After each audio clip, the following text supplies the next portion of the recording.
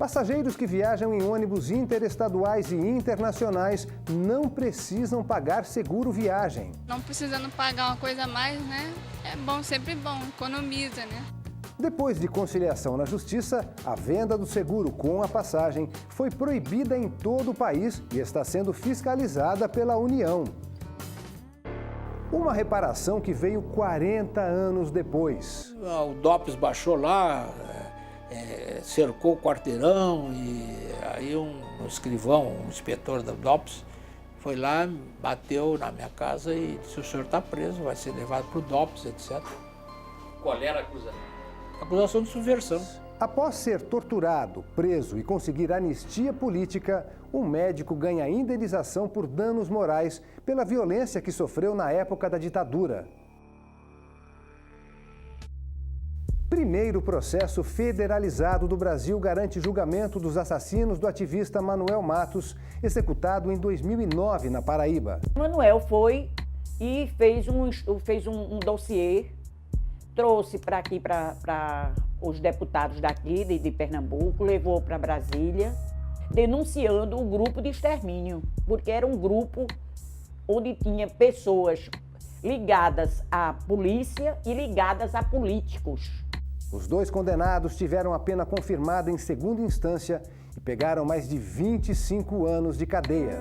Aposentadoria especial. INSS nega benefício a engenheiro mecânico que trabalhava em uma distribuidora de gás. Num caso de uma intoxicação aguda, pode acontecer desde quadro respiratório, tá, em que leve a dispneia, né, asfixia, broncoespasmo, ou então também quadros, né, associado também a outros gases de asfixia de ação central. O trabalhador levou o caso aos tribunais e pediu seus direitos. O que aconteceu? Veja agora, no Via Legal.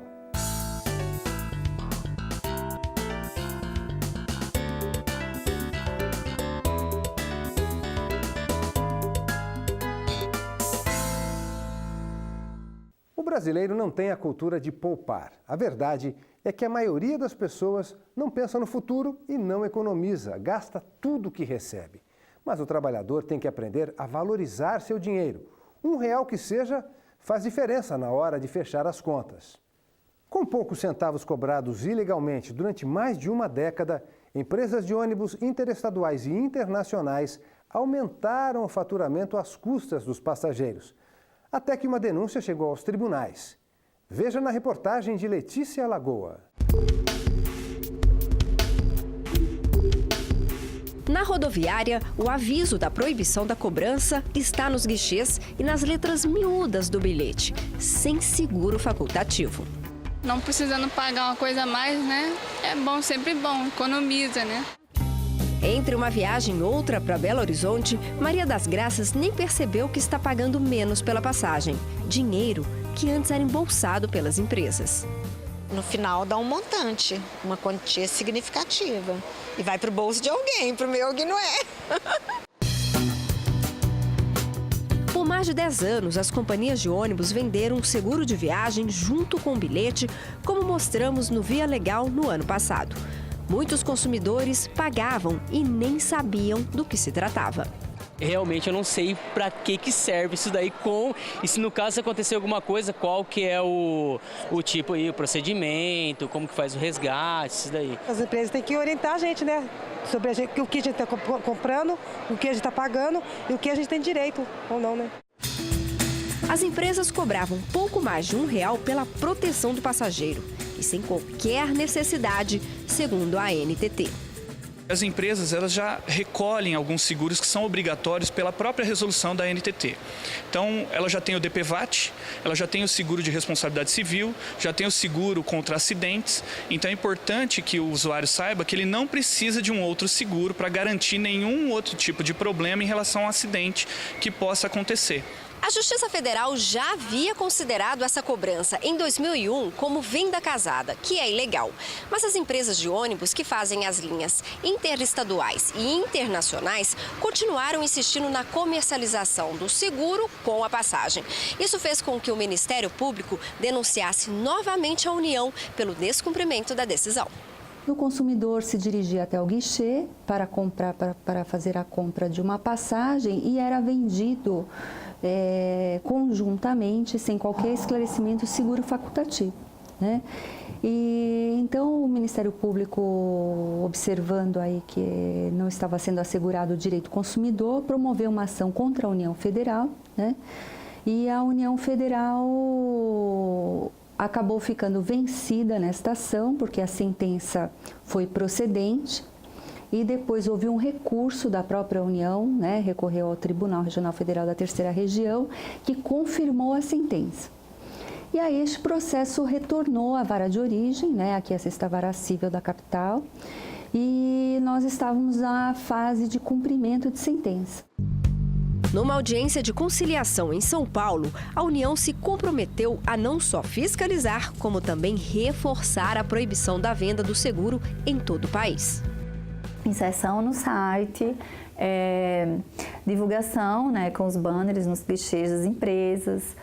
Também foi determinada a comunicação aos órgãos de defesa e proteção do consumidor, para que todos tomassem conhecimento dessa proibição e pudessem também orientar e fiscalizar, né, o cumprimento e conseguir encerrar esse litígio, né, promovendo realmente uma melhora no serviço, né, prestado. O usuário, estando bem informado e tendo a noção do seu direito e também do seu dever, ele pode nos informar caso aconteça essa oferta de seguro por parte da empresa. Então, se sentindo lesado, nos locais onde tiverem os postos de fiscalização da NTT no terminal, ele pode se dirigir diretamente ao posto. Lembrando que a decisão judicial beneficia somente os passageiros que fazem viagens de um estado para o outro e para fora do país. Essa decisão vem de encontro ao anseio dos consumidores, porque muitas vezes eles não têm a ciência, né, o conhecimento, e podem ser iludidos quando vão consumir determinado produto, que era o caso que estava acontecendo, né? Ele se dirigia para a compra de uma passagem e levava junto o seguro facultativo, sem que, no entanto, isso fosse necessário, ou que essa compra realmente fosse necessária. É uma coisa para a gente evitar pagar mais sem necessidade. R$1 aqui, R$1 ali, eles ganham muito dinheiro com isso. Então, eu acho que nós já pagamos muito imposto nesse país.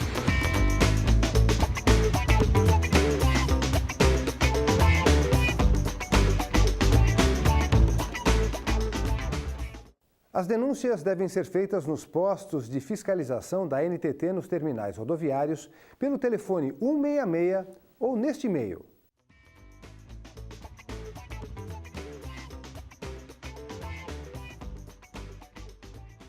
Pressões políticas, econômicas, criminais.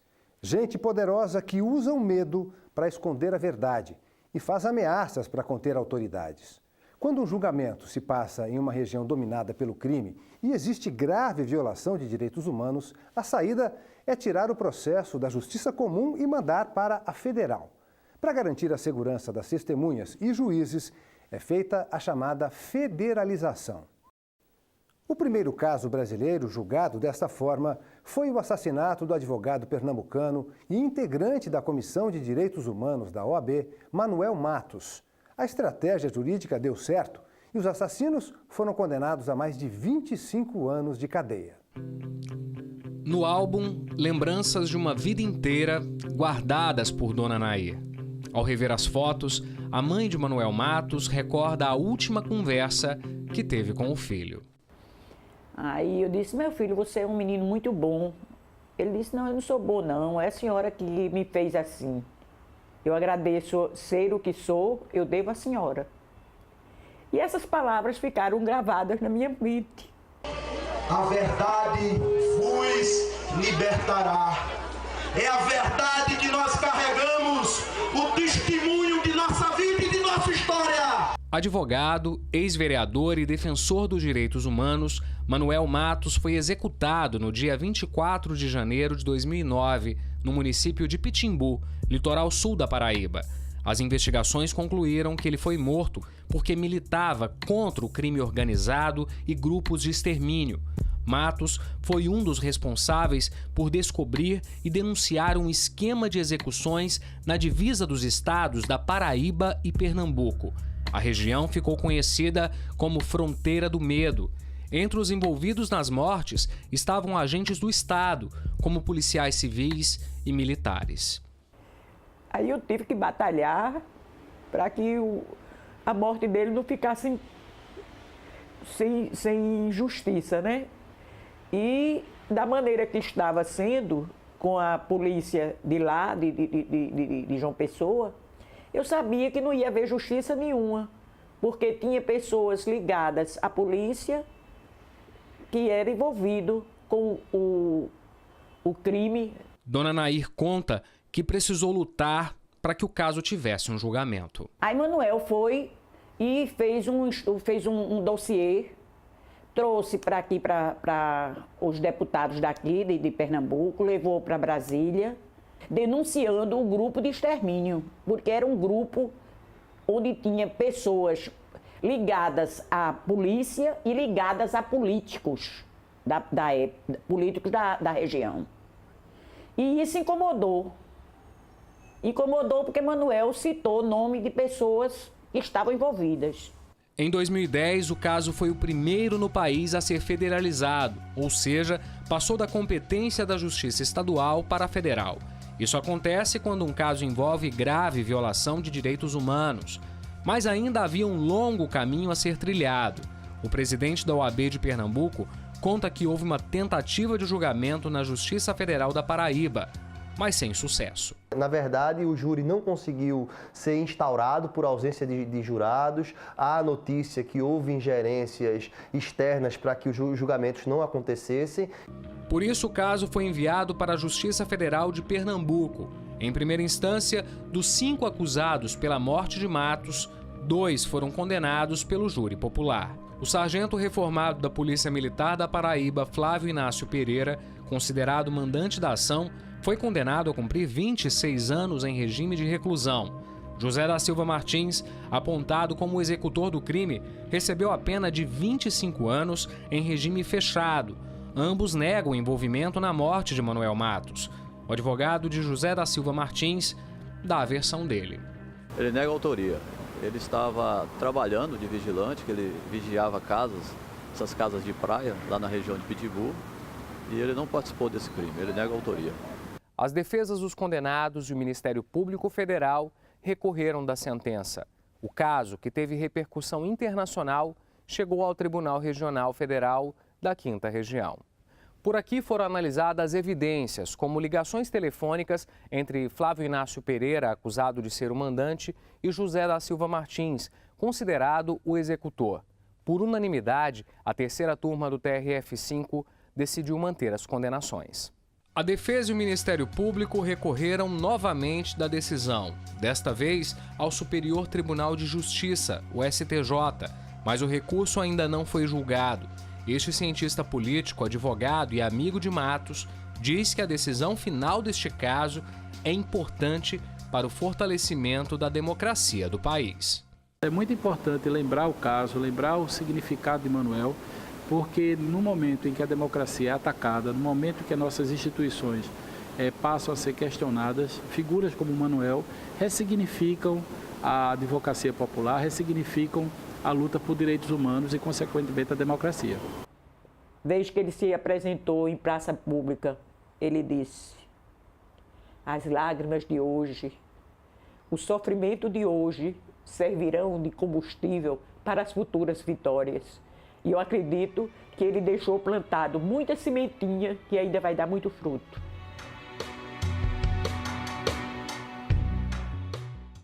Perseguição, prisão, tortura.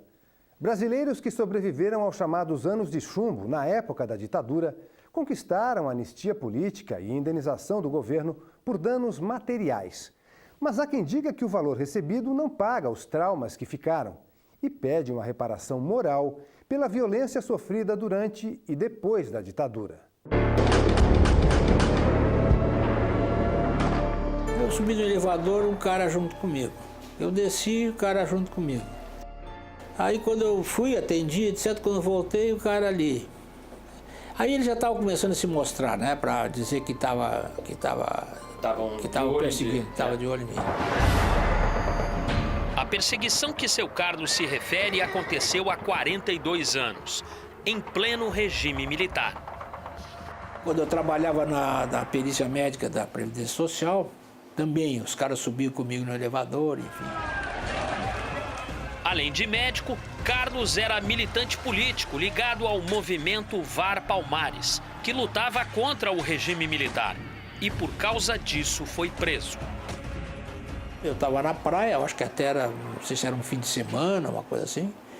E o DOPS baixou lá, cercou o quarteirão e aí um escrivão, um inspetor da DOPS, foi lá, bateu na minha casa e disse: o senhor está preso, vai ser levado para o DOPS, etc. Qual era a acusação? Acusação de subversão. Seu Carlos ficou 15 dias no DOPS em Porto Alegre. Depois foi transferido para Brasília, onde afirma ter sido torturado.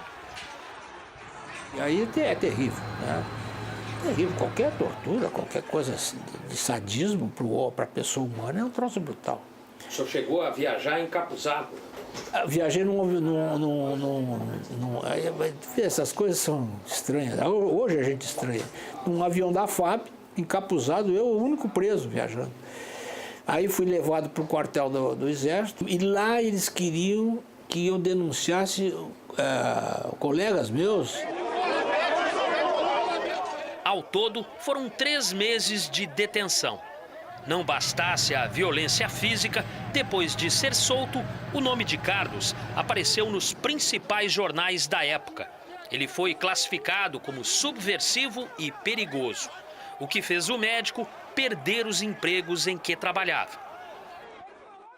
Passada uma década, o médico foi declarado anistiado político pelo Ministério da Justiça e indenizado por danos materiais.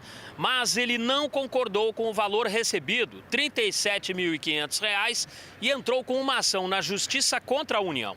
Carlos pediu o aumento da indenização e uma reparação moral pelo trauma que sofreu. O seu Carlos, especificamente, foi preso, foi torturado, passou por uma série de episódios e perseguições que macularam para o resto da vida, né, a pessoa dele. E essa indenização moral, ela não é abarcada pela Comissão de Anistia. A Comissão de Anistia indeniza apenas o prejuízo material. Em primeiro grau, o juiz federal que analisou o caso condenou a União a pagar indenização por danos morais no valor de R$ 50 mil, mas negou o pedido de aumento da indenização administrativa.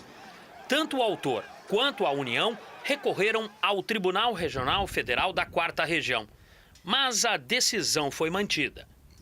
Que essa indenização foi num valor bem inferior ao prejuízo material que ele teve, até por ter deixado de atuar, ter perdido cargos públicos e etc. O presidente do Movimento de Justiça e Direitos Humanos do Rio Grande do Sul e membro da Comissão de Anistia espera que o direito à indenização por danos morais se repita em outros casos semelhantes. E não como um favor, é uma questão de justiça. É uma reparação e que ela passa da pessoa da vítima e que também são vítimas. Quem são? A família.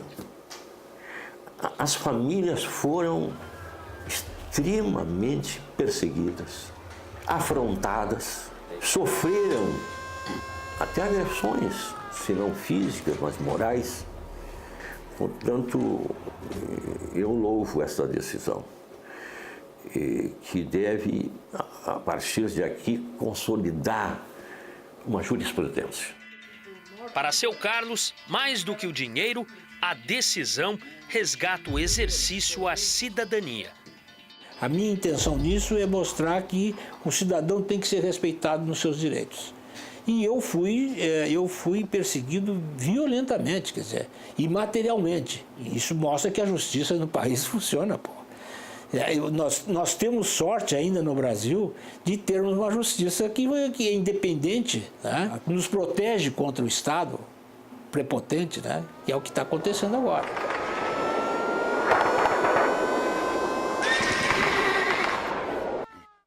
Nem sempre a profissão revela se a pessoa trabalha ou não em um serviço perigoso.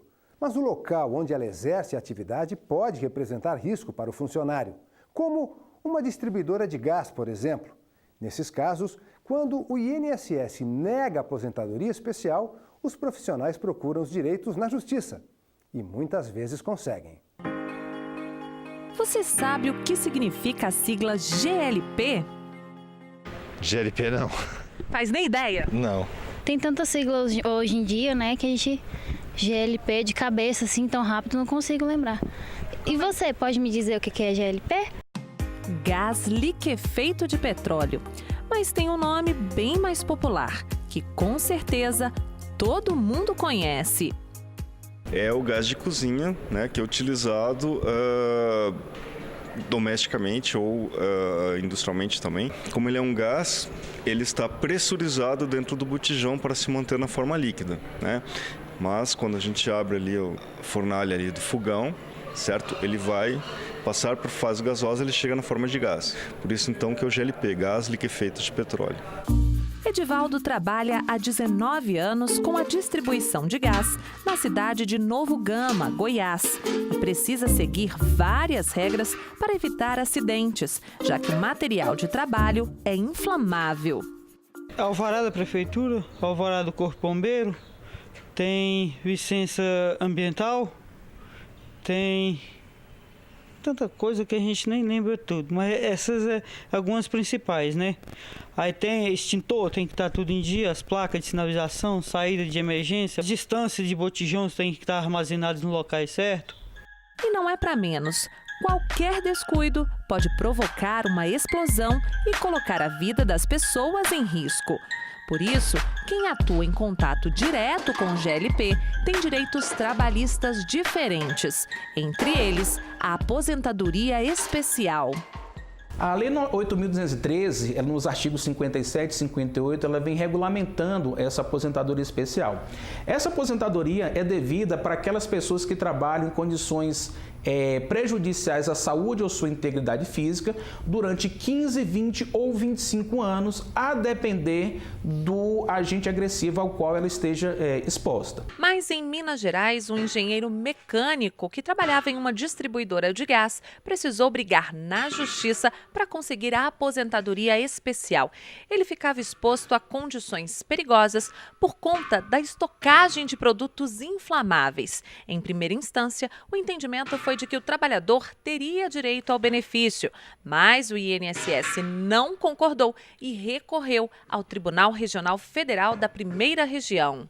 Para o INSS, o trabalhador não conseguiu comprovar que ficou exposto aos agentes nocivos e, como usava equipamento de proteção individual, os riscos eram anulados. Mas, ao analisar o caso, o juiz federal Murilo Fernandes de Almeida manteve a decisão de primeiro grau. Há várias possibilidades de reconhecimento de tempo especial. Uma delas é essa, em relação ao contato com o caso do gás natural. Nós apenas confirmamos a sentença de primeiro grau. Essa médica alerta sobre outros riscos do contato com o gás do botijão e o que pode acontecer se ele for mal instalado, por exemplo.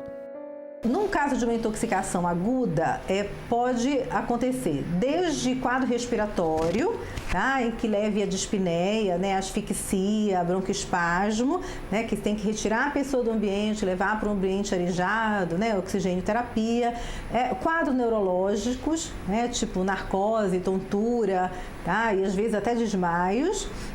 Ou então também quadros, né, associado também a outros gases de asfixia de ação central, por exemplo, se ele está junto com o monóxido de carbono, por exemplo. Como não dá para abrir mão do velho botijão de gás, a dica é deixar quem entende do assunto cuidar dele e fazer até as simples trocas do dia a dia. A gente vai trabalhando, tomando as providências, cuidados, não tem muito perigo não.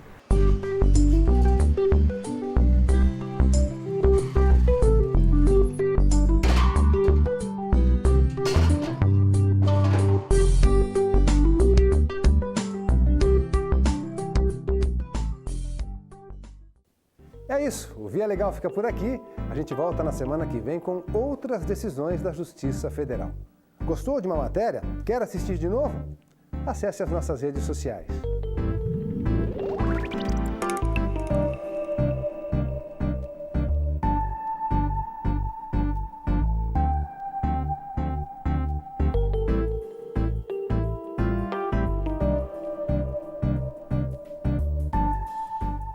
Curta, comente, compartilhe.